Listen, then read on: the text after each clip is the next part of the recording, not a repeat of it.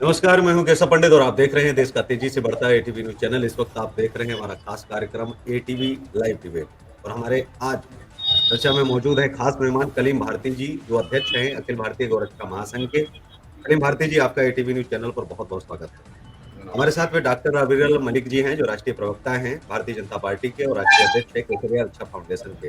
मलिक साहब, आपका भी एटीवी पर बहुत-बहुत स्वागत है। जी, बहुत-बहुत धन्यवाद। 4 फरवरी को ओवैसी ये संसद में कहते हैं कि जो वक़्फ़ में संशोधन होने जा रहा है, वो संशोधन नहीं, असल में आप मस्जिदों को सीधा-सीधा शहीद करने जा रहे हो। बाकी की ज़मीन पर कब्ज़ा करने जा रही है सरकार और वक़्फ़ जो है वो समाप्त सरकार करने जा रही है। सबसे पहले तो आपसे ही जान लेते हैं कितनी सच्चाई है, क्योंकि अब संसद के पटल पर भी बहुत सारे लोग झूठ बोलने लग गए हैं। मल्लिकार्जुन खड़गे का भी बयान आया, उसके बाद अब ओवैसी जी का भी बयान आया है। तो क्या कहेंगे आप वक़्फ़ बिल को लेकर के और ओवैसी के बयान को लेकर के? जी, नहीं देखिए जहाँ तक वक्फ का विषय है, वक्फ बोर्ड का विषय है और वक्फ बिल का विषय है एक प्रकार से, तो इस चीज़ को स्पष्ट रूप से जान लेना चाहिए कि भारतीय जनता पार्टी सबका साथ, सबका विकास, सबका विश्वास, सबका प्रयास इस आधार पर चलने वाला राजनीतिक दल है। हम सबकी चिंता करते हैं, सबके हित की बात करते हैं, नंबर 1। नंबर 2, असदुद्दीन ओवैसी जी का जहाँ तक विषय है कि असदुद्दीन ओवैसी, अकबरुद्दीन ओवैसी किस प्रकार से उलझुल बयानबाजी करते हैं वो सबको मालूम है। एमआईएम की बिना क्या है, किस आधार पर ये लोग चलते हैं वो भी सबको मालूम है। ओवैसी साहब के द्वारा किस प्रकार का अकबरुद्दीन ओवैसी के द्वारा 15 मिनट के विषय में बयान दिया गया था सनातनियों के विषय में, वो भी सबको मालूम है। सनातनियों का किस प्रकार से अपमान करते हैं वो भी सब लोग जानते हैं। हिंदुस्तान का, हिंदू धर्म का, सनातनियों का किस प्रकार से इनके द्वारा टारगेट किया जाता है, अपमान किया जाता है, वो सबको मालूम है। साथ ही साथ जिस प्रकार से जय फिलिस्तीन का नारा, असंसदीय भाषा का इस्तेमाल इनके द्वारा सदन में किया गया था शपथ ग्रहण समारोह के दौरान, वो भी बहुत दुखद था। शपथ लेते वक्त इन्होंने किस प्रकार से जय फिलिस्तीन का नारा लगाया था, जबकि ये पूर्ण रूप से असंवैधानिक है और संसदीय नियमों के विरुद्ध है, मर्यादा के विरुद्ध है। जबकि इनकी आदत बन चुकी है उल जलूल बयानबाजी करना, उल जलूल स्टेटमेंट्स देना और उसके साथ साथ जनता के मध्य भ्रम पैदा करना, भ्रम की स्थिति उत्पन्न करना, जनता को भ्रमित करना, लोगों को भ्रमित करना, अल्पसंख्यकों को भ्रमित करना।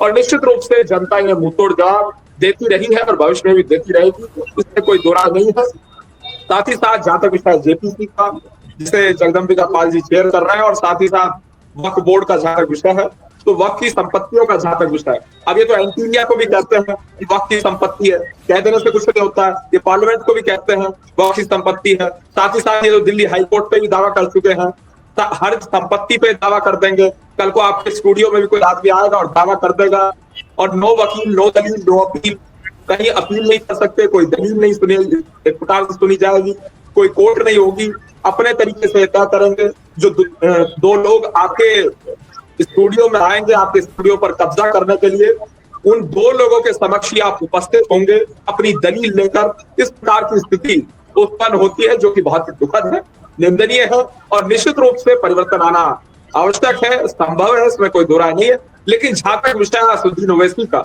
ये उल जलूल बयानबाजी कम से कम ना करें। नफरत को घोलने का कार्य, जहर को फैलाने का कार्य समाज के मध्य में, इस प्रकार के कृत्य को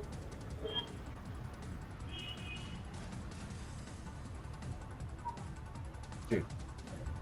कलीम भारती जी, करना, शायद जनता नेटवर्क को की भ्रमित समस्या है। करना, जनता को गुमराह करना, लोगों को गुमराह करना, जो कि बहुत ही दुखद है और निंदनीय है। जी। कलीम भारती जी, वक्फ बोर्ड बनाने की आवश्यकता ही क्या पड़ गई थी कांग्रेस सरकार को? क्योंकि जब पाकिस्तान जो है बना दिया गया, पाकिस्तान को ज़मीन उतनी दे दी गई और जब जो है 1/3 हिस्से की बात हो रही थी, वक्फ बोर्ड की ज़रूरत क्या थी? हिंदुस्तान के अंदर कोई सनातन बोर्ड नहीं है, मंदिरों का रख-रखाव स्वयं मंदिर प्रशासन कर रहे हैं, तो मस्जिदों का भी रख-रखाव क्या मस्जिद प्रशासन नहीं रख सकते थे? क्या उनको अपने आप ही नहीं छोड़ा जा सकता था? वक्फ की ज़रूरत क्या है? वक्फ ना तो अरब में है, किसी भी अरब कंट्री में नहीं है, किसी भी मुस्लिम कंट्री में वक़्फ़ नहीं है। भारत के अंदर वक़्फ़ क्या कर रहा है?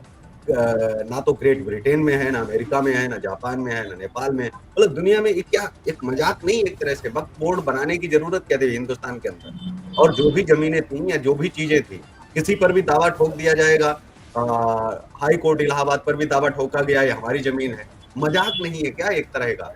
और वक्फ बोर्ड के बाद अगर किसी का बोर्ड बनना चाहिए था, अगर हम मुगल दौर की बात को लेकर के चलें, तो फिर तो अंग्रेजों का एक ईसाई बोर्ड भी, क्रिश्चियन बोर्ड भी एक गठित हो जाना चाहिए था, क्योंकि जो अंग्रेज ज़मीन छोड़ के गए थे, वो तो फिर अंग्रेजों की थी। क्योंकि यहाँ तो मुगलों ने जो है शासन किया, तो शासन करने के बाद वो जमीन जो छोड़ के गए या जहां जो बनाया गया वहां पर जो है वो वक्फ बोर्ड दावा करता है। तो फिर अंग्रेज भी तो 350 साल शासन करके गए, वो भी अपनी जो जमीन छोड़ के गए हैं वहां पर भाई क्रिश्चियन बोर्ड अपना दावा करता, कहता कि ये तो भाई हमारे अंग्रेज छोड़ के गए हैं, ये तो हमारी जमीनें हैं, तो उनका दावा नहीं बनता क्या? जी सलीम भारती जी। ऐसा है कि जब देश आजाद हुआ था उसी समय जो है कांग्रेस पार्टी के लोग, अगर ये जो वक्फ बोर्ड है, क्रिश्चियन बोर्ड है जो बनाया है, ये सिर्फ वोट हासिल करने के लिए, मुसलमानों को, ईसाइयों को गुमराह करने के लिए एक बोर्ड बना दिया, उनको खुश करने के लिए। लेकिन जहां जहां ये बोर्ड वक्फ बोर्ड बनाया गया है, अब वहां पर आप देखिए कि वक्फ की संपत्ति मुसलमान ही जो है बेच रहा है, कब्जा कर रहा है, और उससे जो है किसी गरीब मुसलमानों को लाभ नहीं। अच्छा एक चीज और मैं ऐड कर देता हूँ, वक्फ की संपत्ति लगभग 3,000 करोड़ के आसपास की जमीन जो है वो दबा के रखी हुई है ओवैसी साहब ने खुद, और वक्फ की वकालत भी कर रहे हैं, जमीन भी दबा के रखी है इतनी, तो ये तो बाकायदा ऑन रिकॉर्ड है ना कि इतनी जमीन इन्होंने दबा के रखी हुई है। तो अब इस पर क्या कहेंगे? वक्फ की वकालत भी कर रहे हैं और वक्फ की जमीन भी दबा रखी है ओवैसी जी ने, और केस भी चल रहा है कोर्ट में।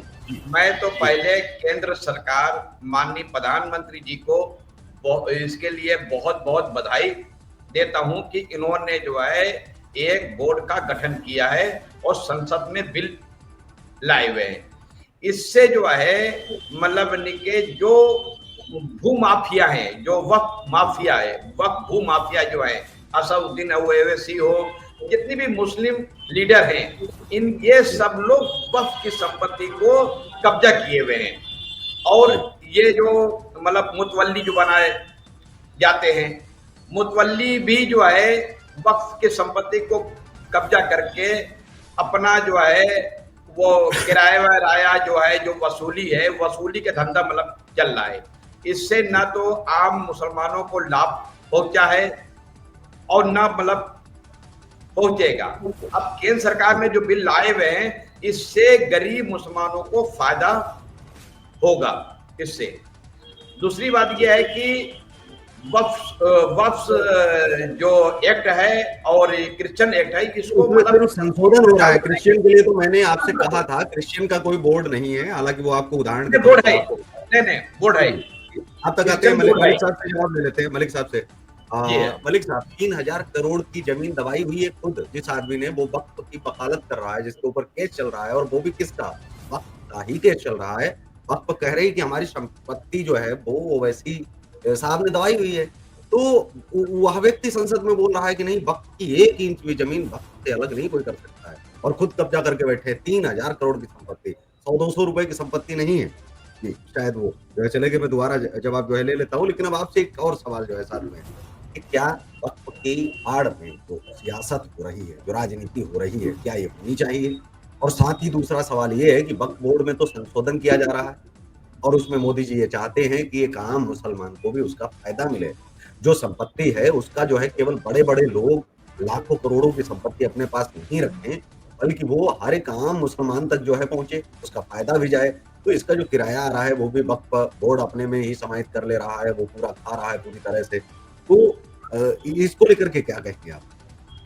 केशव जी, ऐसा है कि आज से 10 साल पहले जो है मैंने जो है यूपी सरकार से और केंद्र सरकार से मांग मैंने किया था कि जो वक्फ का जो सचिव जो मतलब के बनाया जाता है, जो मुस्लिम समाज को बना करके किसी गजटेड ऑफिसर आईएएस अधिकारी को जो है वक्फ का सचिव बनाया जाए। लेकिन इस पर जो है वक्फ बोर्ड के जो हमारे मठाधीश लोग हैं, इसका मतलब विरोध किया। आज जो है वक्फ का जितनी भी संपत्ति है ये दुरुपयोग हो रही है, और इसको तो मतलब के भारत सरकार को चाहिए कि इसको खत्म कर दे, वक्फ संपत्ति को। जब खत्म अगर करके जो है एक नया बोर्ड का गठन अगर कर दें, और जो है जो भी लोग इस पर काबिज है उसको जो है वो वक्फ की संपत्ति को खाली कराया जाए, जैसे जो है पाकिस्तान में हुआ है। आप देख लीजिए पाकिस्तान में कितने मतलब जमीनें थी हमारे हिंदू समाज का, वो वहां पर मंदिर बना हुआ था, वहां पर यानी के गुरुद्वारा था, वहां पाकिस्तान हुकूमत ने उसको तोड़वा करके नहीं, मैं वहां पर पाकिस्तान की बात नहीं कर रहा हूँ। एक्चुअली पाकिस्तान एक अलग मुद्दा है, वो एक अलग डिबेट हो जाएगा बहुत बड़ा, और मैं नहीं चाहता हूँ, क्योंकि हमने नहीं, हम साफ चाहते लिखा हैं है कि हमारे उसी डिबेट तरह में क्या है। जी जी, जिस नहीं तरह से मैं पाकिस्तान में हो रहा है, जिस तरह से ठीक है, कभी पाकिस्तान बात में हो नहीं रहा है, है, हमें उस तरह से पाकिस्तान जो से है लेना भारत देना नहीं सरकार है। को भी चाहिए ना। नहीं, हमें पाकिस्तान से लेना देना नहीं है, क्योंकि पाकिस्तान कहाँ है, आज भीख मांगने की नौबत पर है, और हमारी कहाँ जीडीपी जा रही है, तो हम पाकिस्तान की बात नहीं करते, क्योंकि ये अन्य डिबेटों में होता है। हम चाहते हैं कि हम अपनी डिबेट में एक साफ सुथरी डिबेट करें, और सिर्फ केवल देश के अंदर ही हम लोग रहें।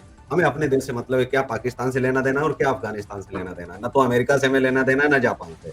लेकिन हम इसी बात पर आते हैं कि वक्फ बोर्ड बनाया गया, ठीक है, लेकिन अब वक्फ बोर्ड जो है वो जो दावे कर रहा है, वक्फ बोर्ड की एंटीलिया भी हमारा है, दिल्ली हाई कोर्ट भी हमारा है, संसद भवन भी हमारा है, राष्ट्रपति भवन भी हमारा है। इस तरह से जो दावे किए जा रहे हैं, कि आपको लगता नहीं है वाहियात और मजाक है पूरे देश के साथ में, सिस्टम के साथ और संविधान के साथ, कि पूरी खुली छूट 2014 में जाते जाते मनमोहन सरकार जो है दे गई वक्फों की, किसी पर भी आप कब्जा करिए, नोटिस भेजिए, और किसी पर भी आप जमा लीजिए, और अगर वो साबित नहीं कर पाया वो जमीन उसकी है, तो वो जमीन आपकी हो जाएगी। जी अभी लखनऊ में जो है मतलब राजा साहब थे, उनका महमूदाबाद राजा थे, उनकी अपार संपत्ति थी। उनके परिवार के लोग देश छोड़ करके पाकिस्तान चले गए थे, शत्रु संपत्ति। अब उनके बेटे जो है यहीं पे थे, लेकिन जो है केस चला, आज जो है पूरी शत्रु संपत्ति जो है केंद्र सरकार ने घोषित कर दिया। इसी तरह जो है बहुत से लोग जो देश छोड़ करके पाकिस्तान चले गए हैं, आज भी उनके परिवार के लोग ने क्या किया कि वो संपत्ति को वक्फ में जो है मतलब करा दिया उन्होंने। अब वक्फ संपत्ति जो है वो बन गया। ऐसे जो है शत्रु संपत्ति को जो है मतलब बनने के खत्म करें केंद्र सरकार और राज्य सरकार। वो संपत्ति जो है वो गरीब जो मतलब बेसहारा जो जिनके पास मकान नहीं है, जिनके पास, उनको जो है मतलब बनने के वहां पर मकान बनाने के लिए मतलब सरकार दे। ये हमारी मतलब सोच है। वक्फ को थोड़ा सा मैं समझना चाहता हूँ, वक्फ है क्या, वक्फ का क्या मतलब है, और किस लिए ये जो है गठन किया गया। क्योंकि वक्फ बोलते हैं अंग्रेजों के दौर से, जो आपने बताया वो बिल्कुल सही है। तो वक्फ को बनाने की जो जरूरत पड़ी वो तो ठीक है, उनको शासन करना था, हिंदू मुस्लिम कुछ न कुछ होता रहे। वक्फ पर कभी भी मुसलमानों ने ध्यान भी नहीं दिया, और साफ तौर पर देखा जाए तो 2014 तक कोई ध्यान नहीं था किसी का वक्फ पर, कि क्या वक्फ है, क्या हो रहा है, क्या नहीं हो रहा है। जो है कांग्रेस ही इसको बार बार जो है वो बढ़ाती रही, उसमें कई सारी शक्तियां जो है देती रही है, और उसको शक्तिशाली बनाती रही। तो आज जो जमीन है, जो चीजें हैं, किसी की जमीन पर दावा ठोक देना, और वो कोर्ट तक केस नहीं जा सकता है। मतलब अगर किसी की जमीन पर दावा ठोक दिया, तो उसको साबित करना वक्त के सामने होगा कि ये जमीन उसकी है कि नहीं। अगर कागज नहीं दिखा पाया तो वो जमीन उसकी हो गई। तो इस तरह का जो कानून है, इसमें अगर संशोधन हो रहा है, इसमें कहाँ दिक्कत है। किसी व्यक्ति को कोर्ट जाने का तो अधिकार होना ही चाहिए। तो किसी पर भी दावा ठोक दीजिए। आप सोचिए कोर्ट पर दावा ठोक दिया कि ये जमीन वक्त की है, आप सोचिए कोर्ट कहाँ जाएगा। ये मजाक नहीं है देश के साथ में। नहीं, वक्फ एक्ट में है कि वक्फ एक्ट में यह है कि अगर चेयरमैन ने जो है अगर इसको मतलब के ऑर्डर कर दिया है, तो चैलेंज जो है हाई कोर्ट और सुप्रीम कोर्ट नहीं मतलब होगा। ये संपत्ति उनका वक्फ का हो गया है। दूसरी बात यह है कि देखिए आप क्रिश्चियन बोर्ड ले लीजिए, क्रिश्चियन बोर्ड में जो है जितने भी क्रिश्चियन आप हॉस्पिटल है, इंजीनियरिंग कॉलेज है, यूनिवर्सिटी है, सब कुछ है। लेकिन मुस्लिम वक्फ बोर्ड में आप देख लीजिए, ना तो वहां पर संपत्ति पर कोई कॉलेज बनाया गया है, ना कोई हॉस्पिटल मतलब बनाया गया है, ना तो मतलब के वहां की जो प्रॉपर्टी पर जो है मतलब के कोई मार्केट बनाया गया है। ये सिर्फ मठाधीश लोग जो है वहां बैठ करके अपना मतलब के पेट भर रहे हैं। आज केंद्र सरकार ने जो है जो मतलब एक्ट बनाया है, उससे काफी मुसलमानों को, जो गरीब मुसलमान है, उनको बहुत फायदा मतलब मिलेगा इससे। ये एक हमारी सवाल मतलब और था जिसे आपने छोड़ दिया, 3,000 करोड़ की जो संपत्ति पर ओवैसी साहब खुद कब्जा करके बैठे हैं और जो वो व्यक्ति ऐसी सिर्फ आदमी, किसी की जमीन पर देखिए कब्जा करके वो बैठा हो और वो देखिए वकालत कर रहा हो। जी, मेरा सवाल ये था। ओवे ओवैसी जी, साहब का जो है जो बयान है, जी, और जिस तरह से वो बयान दे दे करके मुसलमानों को गुमराह मतलब कर रहे हैं, वो उन अधिकतर मुसलमान उनके बारे में हुँ, जान चुके हैं। वो खुद ही वक्फ की संपत्ति जो है कब्जा किए हुए हैं। जी। वो क्या मतलब हमारे साथ में करेंगे? जयप्रकाश यादव साहब जुड़ चुके हैं, राष्ट्रीय प्रवक्ता हैं भारतीय जनता पार्टी के। बहुत-बहुत स्वागत है सबसे पहले तो आप सभी आप को जय दोनों श्री को। राम। जय श्री तो राम। हम इसे एक बार फिर से पुनः जो है आपको बता देते हैं कि ओवैसी साहब ने संसद में 4 फरवरी को संसद के अंदर कहा है कि वक्फ बोर्ड में जो संशोधन हो रहा है वो गलत हो रहा है। वक्फ बोर्ड में किसी भी मस्जिद की या कोई भी ज़मीन 1 इंच भी हम जाने नहीं देंगे और बड़ा वीडियो वायरल हो रहा है। साथ में दूसरी खबर भी एक वायरल हो रही है कि जो वक्फ की वकालत कर रहे हैं ओवैसी साहब, वही वक्फ की 3,000 करोड़ की संपत्ति दबा कर के बैठे हैं। मुकदमा चल रहा है उनके ऊपर। जो वक़्फ़ की 3,000 करोड़ की संपत्ति दबा कर के बैठा हो, या वह व्यक्ति वक़्फ़ के बारे में ही ये बोल रहा है कि भाई हम तो वक़्फ़ के साथ खड़े हैं। साथ अगर खड़े हैं तो फिर 3,000 करोड़ की जो संपत्ति दबा के बैठे हैं, पहले तो उसे आप दीजिए, सौंपिए आप उस चीज़ को। तो वो व्यक्ति उनके साथ इसलिए खड़ा हो रहा है कि हमारी ज़मीन जिस पर हम कब्ज़ा किए हैं, वो बरकरार रहना चाहिए और देखिए हम तो वक़्फ़ के साथ खड़े हैं। ये क्या ये मुसलमानों के साथ सीधा-सीधा धोखा नहीं है और वक़्फ़ के साथ ही धोखा नहीं है? और या फिर वक़्फ़ के लोग ही समर्थन कर रहे हैं क्योंकि वक़्फ़ बोर्ड ने अभी तक कोई बयान नहीं जारी किया है इसको लेकर के। लेकिन जो मुकदमा चल रहा है, 3,000 करोड़ की संपत्ति दबाने के बावजूद और दबाने वाले ओवैसी साहब वक़्फ़ की वकालत कर रहे हैं। जी,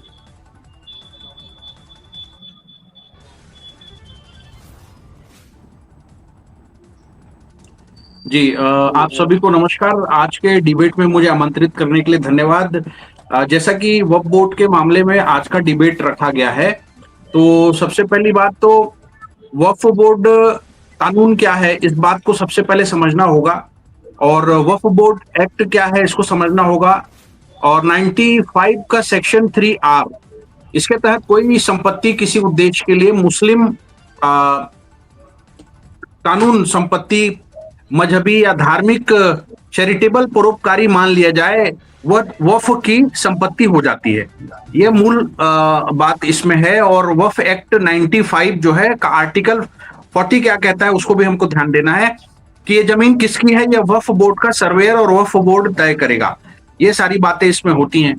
और ओवैसी जी के बारे में सीधे हम ये कह सकते हैं कि धार्मिक उन्माद फैला करके धर्म से लोगों को जुड़े हुए भावनाओं को आहत करके उसके आड़ में किसी प्रकार का राजनीतिक लाभ लेना, यह उनकी मूल भावना होती है। और पूर्व में भी भारत देश के वासियों ने देखा है कि ओवैसी जी का किस प्रकार का बयान रहा है और ओवैसी जी क्या कहते हैं उनको खुद भी पता नहीं होता। कई मामलों में उन्हें माफी भी मांगनी पड़ी है।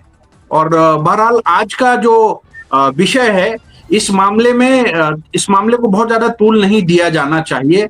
और जो उन्होंने संसद में बयान दिया है, यह घोर आपत्तिजनक बयान है और हम इसकी भर्त्सना करते हैं। क्या ऐसे बयानों को लेकर के और संसद के पटल पर जो है इस तरह से झूठ बोला जाएगा? क्योंकि मल्लिकार्जुन खड़गे ने भी आकर के कहा है कि हजारों लाशें जो है वो पाई गई हैं। अब आज एक और बयान आया खुल कर के संसद के बाहर जो है जया बच्चन ने दिया कि हजारों लाशें गंगा में बहा दी गई, पानी दूषित हो गया है। तरह-तरह के जो बयान आ रहे हैं, क्या ऐसे झूठे बयान और वो भी जिम्मेदार लोग अगर दे रहे हैं, खुद ही सरकार और एजेंसियों की नहीं मान रहे हैं, तो क्या इन पर मुकदमे नहीं होने चाहिए? क्या ये एक तरह से उन्माद और दंगा फैलाने की साजिश नहीं है? क्या केवल छोटे लोगों के लिए कानून और संविधान बना है, इनके लिए कुछ है नहीं? जी, ये दरअसल एक प्रकार की बीमारी है, मानसिक बीमारी है, जो बार बार के उभर कर सामने आती है और भारतवासियों के भावनाओं को आहत करने का लगातार प्रयास किया जाता है। परंतु देश के नागरिकों में बहुत जागरूकता है और वो सभी बातों को समझते हैं। नेता बयान देते हैं, उसके पीछे की उनकी मूल भावना क्या है, ये देशवासियों को भली भांति मालूम हो चुकी है। और बहुत ज्यादा इन बातों को तवज्जो देश की जनता नहीं देती। और भारत में एक सुदृढ़ नेतृत्व काम कर रहा है। नरेंद्र मोदी जी के नेतृत्व में देश में बहुत अच्छी सरकार चल रही है और भारत आगे बढ़ रहा है, विश्वगुरु बनने की दिशा में लगातार आगे बढ़ रहा है। और जो क्रांतिकारी अभी अभिनव पहल देश के अंदर हो रही है, उन सब बातों की खींच इनके बयानों में साफ दिखाई देती है।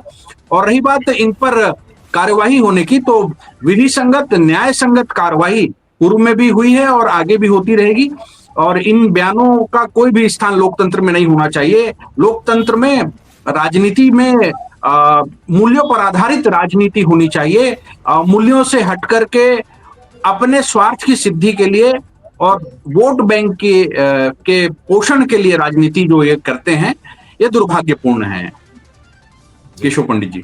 सलीम जी, जो देश भर में जितने भी अब सांसद हैं, क्या आप झूठ बोलने पर उतर आएंगे तो इस तरह कैसे सदन चलेगा और कैसे देश की जनता को गुमराह जो है किया जा रहा है, उसे भी आप जो है देख रहे हैं। इस तरह की ओछी राजनीति, घटिया राजनीति बाहर तो होती थी, लेकिन सदन के अंदर तो कम से कम उसे तो छोड़ देना चाहिए, वो तो मंदिर है। जी देखिए, ऐसा है कि हमारा देश का दुर्भाग्य है कि आज का जो नेता है, विपक्ष के लोग, ये आम जनमानस को ये गुमराह कर रहे हैं और झूठ का इतना ज्यादा प्रचार कर रहे हैं कि जैसे वो उनको लग रहा है कि हम सच बोल रहे हैं, बाकी जो है जो सत्ता में जो लोग काम कर रहे हैं वो झूठे हैं। अब जो है, मैं तो भाई सनातन धर्म से संबंधित मैं हूँ, मैं तो एक पार्टी से जुड़ा हूँ और पार्टी के हित में ही हम बात करेंगे। हमारे माननीय प्रधानमंत्री जी ने जो भी कार्य कर रहे हैं, पूरे देश के लोग देख रहे हैं। उत्तर प्रदेश में माननीय योगी आदित्यनाथ जी ने जो कार्य कर रहे हैं, ऐतिहासिक कार्य हुआ है। आज तक उत्तर प्रदेश में प्रथम मुख्यमंत्री है जो ईमानदार है, जी ईमानदार मुख्यमंत्री है। उसके ऊपर एक भी लक्षण आज तक ना लगा है और ना कोई लगा पाएगा। मैं जो है ऐसे मुख्यमंत्री का मैं दिल से जो है स्वागत करता हूं। आज कुंभ मेला आप कलीम भारती जी, आप तो गौरक्षक भी हैं और आप गौ सेवा लगातार आप जो है करते आ रहे हैं। पूरे देश में आपका संगठन फैला हुआ है, बड़ा विस्तार है आपका, और भारतीय जनता पार्टी में भी आपकी अच्छी पहुंच है और आप जो है वो स्वयं लखनऊ के अंदर। मैं आपसे ये जानना चाहता हूं कि आपने अभी तक इतने लोगों से मिले, क्योंकि जो भ्रम जो है एआईएमआईएम के द्वारा फैलाया जाता है कि मुसलमानों के विपक्ष में है भारतीय जनता पार्टी, मुसलमानों का भला नहीं करना चाहते, योगी बाबा बुलडोजर चलवाते हैं, कई तरह की चीजें जो है कई बार बोली गई हैं उनके नेताओं के द्वारा और स्वयं ओवैसी जी के भी द्वारा। लेकिन आप तो कई बार मिले हैं और आपने जो है वहां के बड़े लीडरशिप से, मुख्यमंत्री से भी आपने कई लोगों से जो है मुलाकात भी की है। कैसा लगा आपको कि क्या वाकई में जो भ्रम फैलाया जा रहा है ये भ्रम है कि इसमें कुछ सच्चाई है थोड़ी बहुत? जी, महाकुंभ मेला के बारे में, कहाँ के बारे में पूछ रहे हैं? जी कलीम जी, मैं एआईएमआईएम की बात कर रहा हूँ। मेरी आवाज आ रही है आपको? जी हाँ, अब आ रही। उनके द्वारा ये भ्रम फैलाया जाता है कि ये भ्रम है या सच्चाई है इसमें कुछ, कि मुसलमानों का भला भारतीय जनता पार्टी और योगी आदित्यनाथ चाहते ही नहीं है, ना तो नरेंद्र मोदी जी। जी, इसमें कितनी सच्चाई है? आज तक न तो कांग्रेस पार्टी ने कोई ऐसा कार्य किया है जो मुसलमानों को फायदा पहुंचे, ना तो किसी ने कार्य किया है। आप देखिए, तीन तलाक में जो है मुस्लिम महिलाएं ऊपर कितनी पीड़ित थी। आज हमारी सरकार ने 3 तलाक कानून लाए, समझो नहीं।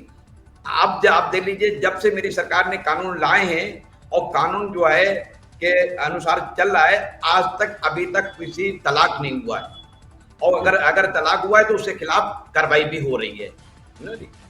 मुसलमानों के हित में भारतीय जनता पार्टी ने बहुत से फैसला लिया है। आज जितने भी कानून बनाया गया है उस सब पे जो है मुसलमानों को भी फायदा हो रहा है, सभी समाज का, सभी धर्म के लोगों का। आवास का मामला ले लीजिए, आवास भी मुसलमानों को भी मिल रहा है। लेकिन ये अवैसी है और लोग हैं, ये भारतीय जनता पार्टी को बदनाम करने के लिए, गुमराह के लिए किसी भी हद तक जाएंगे। यादव साहब, एक अंतिम सवाल आपसे ले लेते हैं क्योंकि डिबेट भी समाप्ति की तरफ है। ये जो भ्रम फैलाया जा रहा है, इससे आखिर जो है जो पढ़े लिखे लोग हैं वो क्यों नहीं निकल पा रहे हैं? बहुत सारे लोग जो है ये समझाने में क्यों विफल रहते हैं हर बार की पार्टी कितना अच्छा काम करती है, कई बार समझाने में सफल भी होते हैं, लेकिन कई बार असफल हो जाते हैं, फिर पूरा का पूरा जो किया धरा है कई सालों का, जो 10 साल, 12 साल का, वो सब समाप्त हो जाता है। क्या ऐसी जो असफलता है, इसके लिए स्वयं पार्टी ज़िम्मेदार है या पार्टी के अंदर कोई ऐसी नीति नहीं है, जो अंतिम व्यक्ति तक पहुँचे? जो मोदी जी का सपना था कि अंतिम व्यक्ति हम सरकार की योजनाएँ ही नहीं, सरकार की विचारधारा, सरकार की मंशा और सरकार क्या कर रही है, वो सब कुछ अंतिम व्यक्ति तक पहुँचना चाहिए। जी।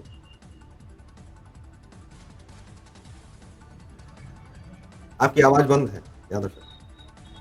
जी केशव पंडित जी, बहुत अच्छी बात आपने कही।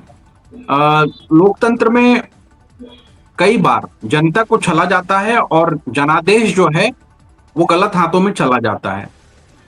देश की आजादी के बाद से लंबे समय तक ऐसा होता आया और देश जो है दुर्गति की ओर आगे बढ़ रहा था, परंतु हमने देखा कि अटल बिहारी वाजपेयी जी का नेतृत्व जब देश में आया तो जनता का विश्वास अटल जी के साथ रहा और अटल जी की जो सरकार है वो बनी। और उसके बाद में नरेंद्र मोदी जी की सरकार 2014 से देश के अंदर है। तो ये कोई एक दिन का काम नहीं होता, जन जागरण का काम सतत चलने वाली ये प्रक्रिया होती है और लगातार पार्टी इस पर योजनाबद्ध ढंग से काम करती है। और नेशन फर्स्ट, पार्टी सेकंड और self last. Bharatiya Janata party में राष्ट्र पहले है और पार्टी बाद में है। तो राष्ट्र हित में सारे बड़े कदम भारतीय जनता पार्टी उठाती है। जब जब भाजपा सत्ता में आई है तब तक ठोस देश हित में बड़े कदम और साहसिक निर्णय भारतीय जनता पार्टी की सरकारों ने लिया है।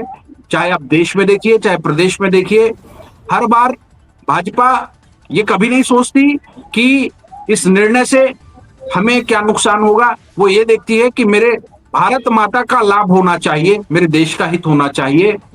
वो निर्णय लेने में भाजपा कभी कोताही नहीं बरतती और उस निर्णय को ले लेती है। इसीलिए भाजपा के साथ में देश की जनता का विश्वास आज है। और हम ये देख रहे हैं कि चूंकि मैं छत्तीसगढ़ प्रदेश से आता हूं, आज छत्तीसगढ़ में और कई राज्यों में भाजपा की बहुत अच्छी सरकारें काम कर रही हैं। देश में मोदी जी की सरकार है, प्रदेश में विष्णुदेव साय जी की सुशासन की सरकार काम कर रही है। और इन दिनों छत्तीसगढ़ में नगरीय निकाय के चुनाव हो रहे हैं, त्रिस्तरीय पंचायत चुनाव हो रहे हैं। सभी जगह माहौल पक्ष में है और भाजपा की जीत सुनिश्चित दिखाई दे रही है। और इस बार तो दिल्ली का मन भी भाजपा के साथ है और तमाम विपरीत परिस्थितियों के बाद भी कमल हर जगह खिलकर रहेगा। और जो लोग जनता को भ्रमित करने में लगे हैं, जनता इस बार भ्रमित होने वाली नहीं है। हमारी सरकार जो है पंचायत से लेकर पार्लियामेंट तक भगवा लहराएगा और भाजपा की जीत सुनिश्चित होगी। आपने जो प्रश्न मुझसे कहा उसका उत्तर मैं देता हूं कि पार्टियां क्या विफल होती हैं अपनी बातों को भारतीय जनता पार्टी पहुंचाने में, तो बिल्कुल ऐसा नहीं है। भाजपा सफल रही है 2014 के बाद से 2025 तक जो भाजपा की सरकार देश में चल रही है। ये इस बात का जीता जागता प्रमाण है कि भाजपा की रीति नीति, सिद्धांत, विचारधारा और अंत्योदय को लेकर जो भारतीय जनता पार्टी की दीनदयाल उपाध्याय जी का जो दर्शन है वो जन जन तक पहुंचा है और उसका लाभ आम जनता को मिल रहा है। छत्तीसगढ़ में महतारी वंदन योजना की किस्तें, 6वीं किस्त जो है लोगों तक पहुंची है। इससे पहले किसी सरकार ने जो है कभी अंत्योदय के व्यक्ति के लिए नहीं सोचा, कभी किसी गरीब का बैंक खाता कभी नहीं खुला था। इससे पहले कभी किसी गरीब को स्ट्रीट वेंडर योजना से रेहड़ी वाले, ठेले वाले, गुमटी वाले, खोमचे वाले को कभी भी ऋण की व्यवस्था नहीं उपलब्ध हो पाई थी। इससे पहले कभी किसी गरीब के सिर पर छत बनाने की बात किसी सरकार ने नहीं सोचा था। और प्रधानमंत्री आवास योजना से 18 लाख गरीब परिवारों को छत्तीसगढ़ प्रदेश में आज वो आंकड़ा बढ़कर के 19 लाख, 20 लाख, 21 लाख तक पहुंच रहा है और गरीबों को छत की व्यवस्था हो रही है। गरीबों के लिए हर प्रकार की सुविधा मुहैया छत्तीसगढ़ में और पूरे देश में सरकारें कर रही, भारतीय जनता पार्टी कर रही है। और मोदी जी के नेतृत्व पर देश बहुत तेजी से आगे बढ़ रहा है। न सिर्फ मोदी जी का डंका भारत में अपितु पूरे विश्व में बज रहा है। पहले विश्व में किसी भी कोने में जब भारतीय जाता था और कहता था कि मैं इंडिया से हूं, तो बहुत हे की दृष्टि से उसको देखा जाता था कि इंडिया से हो, ठीक है। और लोग एक नीचे से ऊपर तक एक हीन भावना से देखते थे कि एक पिछड़े हुए देश से आया, गरीब देश से आया है। पर आज अगर हम कहते हैं कि मैं भारत से हूं, इंडिया से हूं, तो लोग कहते हैं अरे नरेंद्र मोदी जी के कंट्री से आया है। अरे वाह, बैठिए बैठिए। बहुत मान सम्मान पूरे देश में भारत के नागरिकों को मिलता है। और यह जीता जागता प्रमाण है इस बात का कि मोदी जी ही देश के साथ साथ पूरे विश्व का नेतृत्व आने वाले समय में करेंगे। और एक राष्ट्र नायक, एक गरीब का बेटा, एक चाय बेचने वाला आज देश का प्रधानमंत्री है, जो कि गरीबी में जीवन पला बड़ा और वडनगर के रेलवे स्टेशन पर अपने पिता के साथ चाय की दुकान पर काम करते हुए, तभी तो उसे ये ख्याल आता है कि ठेले और गुमटी और रेहड़ी वालों के लिए भी कोई योजना होनी चाहिए। तभी तो उसको ख्याल आता है कि मेरी माँ कैसे चूल्हा फूंकती थी और उसके आंखों में आंसू होते थे, तो उसने निःशुल्क गैस सिलेंडर वाली योजना और ऐसी तमाम योजनाएं जो गरीबों को छूती हैं, गरीबों को सीधे लाभ देती हैं, ऐसी योजनाएं एक से बढ़कर एक योजनाएं, सड़कों से सड़कों को जोड़ने वाली योजना और पूरे देश को आगे बढ़ाने वाली योजनाएं, और इसमें मध्यम वर्गीय परिवार से लेकर के बड़े बड़े उद्योगपतियों तक सबके लिए देश आगे बढ़े, नए प्लांट्स लगे और सारे काम अच्छे हों, स्वावलंबी भारत आगे बढ़े, हम लोगों को रोजगार दें, स्वरोजगार के अवसर मुहैया हों। ऐसी तमाम योजनाएं मोदी जी की सरकार लेकर के आ रही है देश भर के अंदर। जी, बिल्कुल। नेक्स्ट डिबेट में भी हम जो है चर्चा करेंगे। हमारे साथ में थे जयप्रकाश यादव जी, जो राष्ट्रीय प्रवक्ता हैं भारतीय जनता पार्टी के, और हमारे साथ में कलीम भारती जी, जो गौरक्षक हैं और अखिल भारतीय गौरक्षा महासंघ के राष्ट्रीय अध्यक्ष संस्थापक हैं। लेकिन चलते चलते बस एक ही सवाल रहेगा ओवैसी साहब से भी और पूरे विपक्ष से भी कि गिद्ध मांस की क्या सुरक्षा कर पाएगा? उसके पास अगर मांस रख दिया जाए, चोर क्या जो है वो तिजोरी की रक्षा करेगा? अब डकैत को फिर खजाने की सुरक्षा पर लगा दिया जाए। मुझे ऐसा लगता है कि इस देश के अंदर जो 3000 करोड़ की, मतलब वक्त के ऊपर ही जो कब्जा करके बैठा है, वही रक्षा की बात कर रहा है कि 1 इंच जाने नहीं दूंगा, क्योंकि मैं ही खाऊंगा अकेले। कैसे 1 इंच जा सकती है इधर से उधर? तो इतनी इंच इंच करके 3000 करोड़ की ओवैसी साहब ने जोड़ लिए, उसकी किसी ने बातचीत नहीं की। ये भी सदन में बातचीत होनी चाहिए थी। और सबसे बड़ा मजाक तो वक्त साथ हो रहा है और ओवैसी साहब खुद कर रहे हैं। पूरा देश देख भी रहा है और मुसलमान भी देख रहा है, लेकिन आरोप भारतीय जनता पार्टी के ऊपर भी लगा रहे, जो कि संशोधन की जो आवश्यकता थी वो हो रहा है और होना भी चाहिए। इसी के साथ इस कार्यक्रम में बस इतना ही। हमें दीजिए इजाजत, और आप दोनों का बहुत बहुत धन्यवाद जुड़ने के लिए, क्योंकि आप दोनों लोगों ने बहुत ही बेबाकी से बातचीत जो है रखी और ओवैसी से लेकर के सरकार तक की जो चीजें हैं, तो वो भी आपने जो है कि नहीं। जय हिंद, वंदे मातरम।